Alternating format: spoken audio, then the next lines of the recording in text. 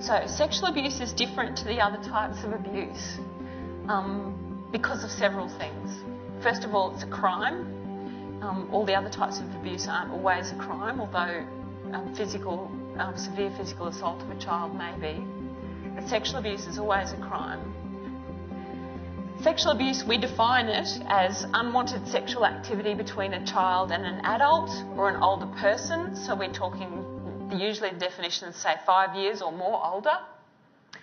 It can include things like contact activities. In the literature it's called contact activities or non-contact activities. So contact activities are things like fondling of a child's breasts or their genitals, masturbating the child, having the child masturbate an adult, oral sex of an adult to a child or a child to an adult, vaginal or anal penetration of a child by a penis or by a finger or something else.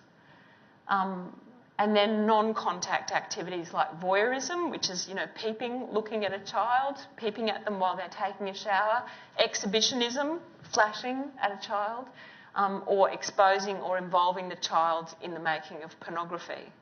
So we're trying to be very clear there about what those things are. It's important to say what those things are.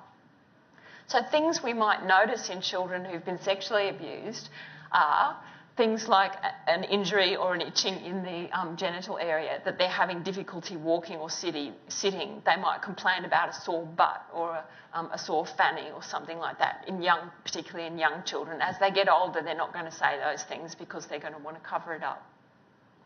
In young children, we might see blood-stained underwear. This is where early childhood teachers are very important to the detection of sexual abuse, because they have roles in care routines with children that other teachers and other adults don't have. If the child reports sexual activity with another child, with an adult or an older child, that's a sure sign we need to pay attention to what the child is saying there, and we need to believe the child when they say those things.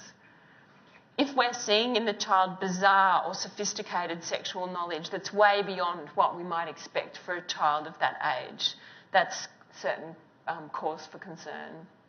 If a child has seductive interest in other adults or in us as a teacher, for example, and you'll know those kind of things because those children will kind of give you the creeps. They touch you and approach you or show affection to you in ways that just makes you take a step back, that makes you wonder, why is this happening? What are they doing here? On the other hand, they might show fearful avoidance of adults. So it can be anywhere, one or the other, or anywhere in between. They might, as I've said, express affection in ways that's inappropriate for their age and level of maturity.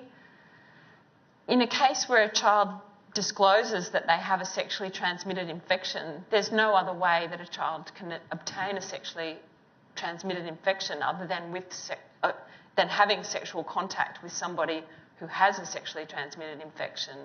Young children, newborns, can be born with a sexually transmitted infection if their mother has one when they were born, but it will manifest in very different ways, and it will be over with by the time they come into care, even into care settings. It's usually the symptoms only last for a month or so in newborns, and they're present in things like eye infections and mouth infections rather than genital symptoms, which is what we see in older children. So if a child says to you, I went to the doctor and I've got an STI or an STD, that's a sure sign that something's not right there. Children who've been sexually abused can often suffer from sleeping problems, from nightmares. They can bedwet and soil themselves. They can regress in their toileting and practices and behaviours, and seem in that respect like much younger children. They might fear going home. They might want to avoid a particular person at home. They might run away from home in order to try and manage the situation. And then as they get older, although I've seen this in children as young as 8, they can engage in self-harm kinds of behaviours, particularly cutting, and then that can extend into attempted suicide. In children who reach puberty, in girls who reach puberty, sexual abuse can result in pregnancy. Yeah. Ben, I can see you reaching for the microphone there. Thanks, Kerry. And I just thought I'd chip in with a couple of comments. Many people, particularly in the past, have thought that kids often lie about being sexually abused, and we now know that from a lot of evidence that that's hardly ever the case. It's so rare that it can generally be discounted unless you've got very clear evidence to that effect. So that's the first thing. The second thing is that another indicator that a child might be being sexually abused is if they suddenly show up with lots of gifts or lots of cash that you can't otherwise account for, because often abusers do give children gifts, money, things like this to help persuade them to do what they want. Another thing to mention is that sometimes sexual abusers of kids will groom a child over a long period of time before actually engaging in any conduct with the child. Okay, so they might steadily build a relationship with a child, including by taking them on outings, by giving them gifts, just gradually spending more and more time with the child, winning their trust. People who sexually abuse kids aren't, the archetypical dirty old man in a trench coat. They are nearly always known to the child, so the child will have known them before the abuse happened. And they are very good at manipulating children and often their parents as well.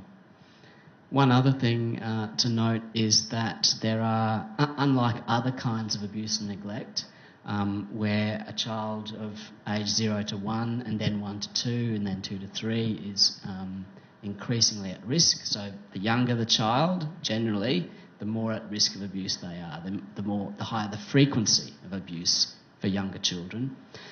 For sexual abuse, it's a little bit different. So the most frequent ages of the onset of sexual abuse is about age 9 to 10. Okay, so that's a particularly vulnerable time for the onset of sexual abuse, certainly for girls, but probably also for boys as well.